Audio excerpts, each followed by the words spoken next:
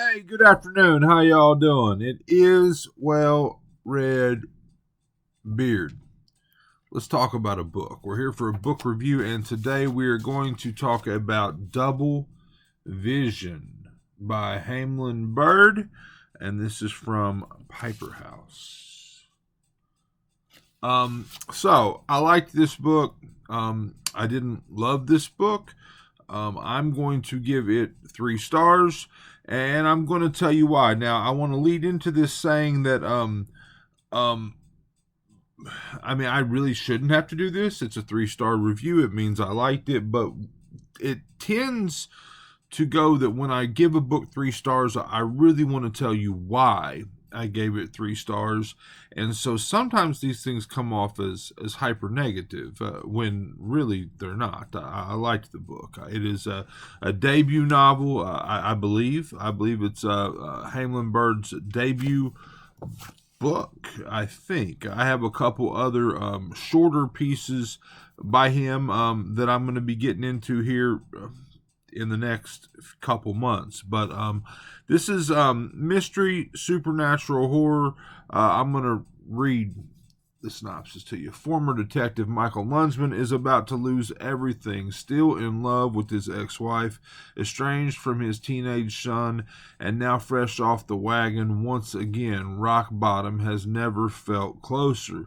But things are about to get worse. Following another Father's Day disaster with his son, Lunsman wakes from a drinking binge with a bullet in his arm and no earthly idea how it got there. That same night, 4 teens go missing and are later found dead, brutally murdered by a madman. Drawn into the investigation, Lunsman launches an effort to catch the killer, but to repair the damage to his family, he'll have to confront his own demons.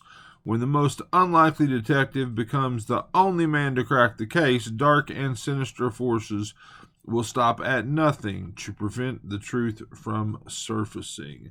A supernatural thriller and compelling meditation on addiction and fatherhood. Double Vision is a gripping read that will keep you turning pages late into the night.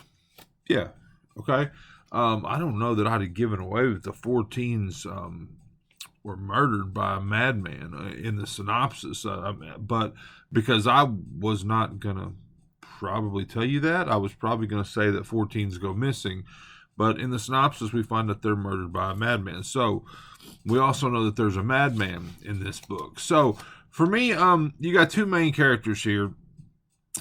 Detective Mike Lunsman and his 15-year-old son, Doug. Neither one of them are super likable. They're not like unlikable. They're not like horrible people or anything like that. But again, it says Mike is an alcoholic. He's off the wagon. And Doug is like, you see Doug doing the same shit. Like you see Doug, like, playing, with alcohol, playing with drugs, this and that. And, again, he's got divorced parents, and he's, teenagers, are trying to find their way, but you don't really love either of the characters. At least I didn't. Maybe that's a personal problem with me. I don't know. But so again, not like a super likable hero by any means to grab onto. We open on some really horrific shit. Like we open on a car wreck. And it is like the first 2 pages of the book, and our character wrecks a car out in the middle of nowhere. Wife flies through the windshield. He gets out. He checks on her, sees this house in the distance, starts moving that way, and that's it. Like we don't come back to those characters. I think we do, but it's not like clear. And if it was supposed to be clear, that it could be my mistake. I think I know where we find him. We find him near, I'll just say near the tree later on. But anyway, we didn't come back to him, and I kind of thought we were gonna. So Mike is Mike's a detective, and so then we like jump into him. Like page 3, we start learning about Mike. Now, Mike again, he goes out. It's Father's Day weekend. His son bails on him to go bowling, but he's really going out to go party or whatever. But bails on him, and he's just down on his luck again, approaching rock bottom. He goes out and gets drunk, and sets off, maybe kind of walking out this country road to kind of clear his head, and he comes up on some shit. Like he comes up on this scene with these 4 kids on ATVs, again, he's drunk, and we're kind of experiencing it through his eyes, and so we don't know. It's kind of blurred, and I'll give Bird credit for that, because some of this stuff, was written that way. Like it was slightly blurred for us too. But he thinks he experiences these kids getting killed, and he knows he experiences one of them get killed, and in the meantime, he takes a bullet in the arm, and then just wakes up later in the hospital. So some high action shit. There's some violent shit that happens there. There's some discovery shit that happens there. Very horrific, very action packed, very exciting, if you will. Now, the problem is that when Mike wakes up, he can't fucking remember it. He can't remember any of it. And we know, like, we're like, hey man, you were there. You know where these kids are. You know who did this shit. He can't remember it. And he doesn't, like, even start to remember it for like 140 pages. That's a rough estimate. I mean, I actually kind of locked that in my head when I was reading it, but again, my head, I don't have a steel trap up here. So, but I want to say it was like 140 pages before we really start to circle back to Mike realizing that he knows what the fuck happened to these kids. So there's just a lot of there's a lot of character development that goes on in those 140 pages. A lot of talking to these kids' mothers, and kind of learning, briefly learning about the kids, again, meeting their mothers, talking to them, investigating, and we're like, dude, you already know what happened, or, anyway. So for me, that felt like a little, I guess, long-winded would be the word. Like, I was going to say this, and I had this thought while reading it, that I thought that this might be too long. Like, it could have been like a really, really great novella, in my humble opinion. Now, so what we know, because they tell us right here, is that 4 teens go missing, and they're murdered by a madman, and Mike is somewhat drunkenly on the case. Okay. Meanwhile, Doug is off doing his thing, kind of, partying, kind of experimenting, growing up, failing, learning, whatever. And we're flashing back and forth between those 2 stories. Now, for me, like, when you've got 2 storylines, and it felt like we spent too much time on Mike, and then like finally got back to Doug, or we spent too much time on Doug, which, it's not inconsequential that we get to know Doug, but it feels like it's not very important until like the ending, right? But we spend too much time on Doug, and then we finally get back to Mike. So really, again, there's like 200 pages in here of character development, of backstory, and I'm not going to say it's unnecessary, but sometimes it felt that way, before we get back into the action, which is basically setting Mike on this course to return to this location where these 4 kids were killed, and confront the situation. Now, there's a supernatural element to this.